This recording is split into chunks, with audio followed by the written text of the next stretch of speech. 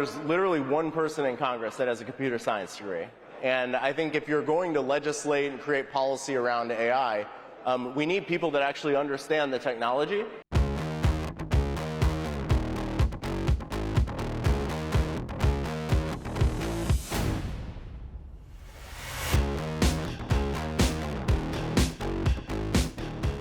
I feel like it's an interesting, sort of context in which to bring up these ideas, because in some ways, at least in the past, sort of 15 years, this is the most that the Patriots have been in control, and people from technology are in the government, right?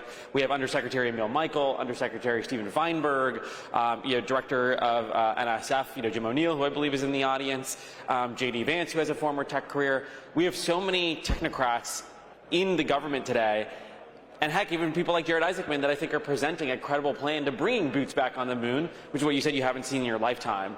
So why do you feel like now is the moment to discuss these types of ideas, and why do these ideas become obvious to you, sort of today? Well, I would agree that the political appointees that are currently serving in some of these roles are incredibly aligned and good for the industry. The governing extends beyond political appointments, though, and I think the creation of policy is really what I'm trying to drive at here.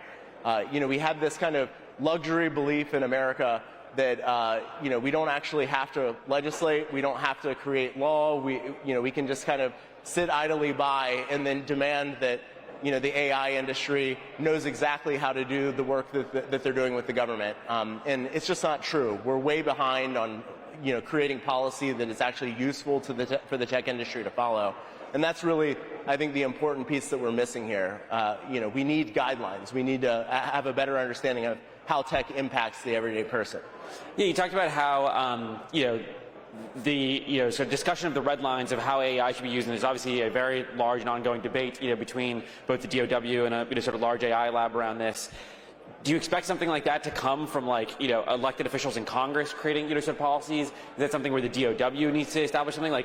How do you connect from you saying if you don't like the government's policy, elect new officials? Where do you think that actually comes from, and how do you actually ensure that constituents are able to elect net new officials that might define the red lines differently than how they might be defined by the current administration? Yeah, I mean, right now there's literally one person in Congress that has a computer science degree. And I think if you're going to legislate and create policy around AI, we need people that actually understand the technology. And I think that regulations, to an extent, are good for industry because it creates guardrails that allow them to operate inside of known law. I think part of what has led to so much confusion around the red lines that we're talking about at the Department of War, for example, is that it's not clear. And I think if the policy became much more clear, it would be much harder for these companies to take sort of philosopher king approaches to solving those problems. And this sort of vision that you presented today, which is to not just sit back and let the sort of 21st century pass us by passively. How do you think that specifically that vision applies to the company that you obviously spent a lot of your time building, Anduril?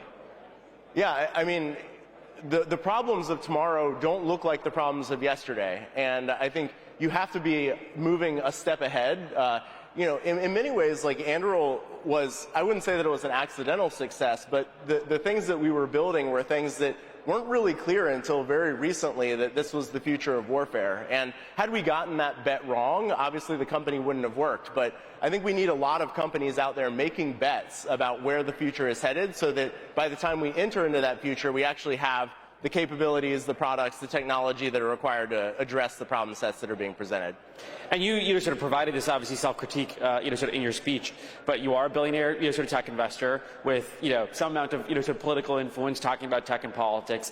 Why do you think you're the right, sort of vessel for these arguments, and do you feel you are the right person, or is there somebody that is more ideally suited to go, sort of push some of these, sort of policy issues forward? Well, I think this is the importance of why the Hill and Valley Forum exists in the first place, is that, whichever side of the equation you're coming in from, it's very clear, at least to me, that tech people have this kind of sort of caricature version of government in their head. They don't really understand how it works. I'm frequently shocked when I talk to tech founders about what they think the government is doing. And then the same thing in the other direction. I think there's a tremendous misunderstanding by the government of the tech community. I have this kind of very weird background where I started my career working in the intelligence community, and then with Palantir in the early days. And so I think there's actually just not that many people that have kind of straddled this line for a long time. And if you have enough exposure to both to be able to see how there's accountability and responsibility for where we are today on both sides, I think it's maybe a useful thing to be able to point out. You do have this unique background, sort of coming from IC, and I've heard you talk about before how there's these common thought patterns, especially in sort of Silicon Valley, around what the boundaries are even currently sort of defined as in terms of what both IC and DOW is allowed to use around what you call sort of lawful use. And where do you think some people, especially in the Valley, make just very sort of obvious ideological mistakes around what government is even just currently allowed to do versus not?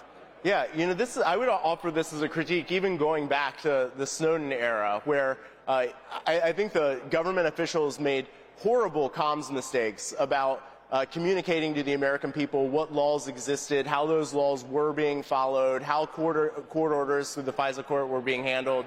And there was this kind of crazy belief that emerged that the U.S. intelligence community was just spying on American citizens willy-nilly. And I think that a lot of people in the tech community have these beliefs. They actually think that, law doesn't exist. You can do whatever you want. And, you could go into great detail about the National Security Act of 1947, FAA 702 under the FISA court, or DoD 3000.09 for how fully autonomous weapons are regulated. But you start throwing around these things, and people in tech have no idea what you're talking about. They've never heard of these things. And so I think there needs to be a lot better communication on the government side to explain to the world what it is that they're doing and how the law that already exists is impacting these companies. And then I think the tech community needs to be a willing interlocutor on that conversation in a genuine way, rather than in a sort of disingenuous, poking to try to make, score points with the public. Yeah, and I think for some sort of tech founders, it's easy to just opt out of the conversation, right? If you have a revolt from your employee base from having a contract with ICE, with XYZ, sort of government entity, it's easier to just say, I'm just going to opt out of this system. Can you talk about why you don't think that's necessarily the morally neutral approach, that by default, by opting out, you are taking a moral stance?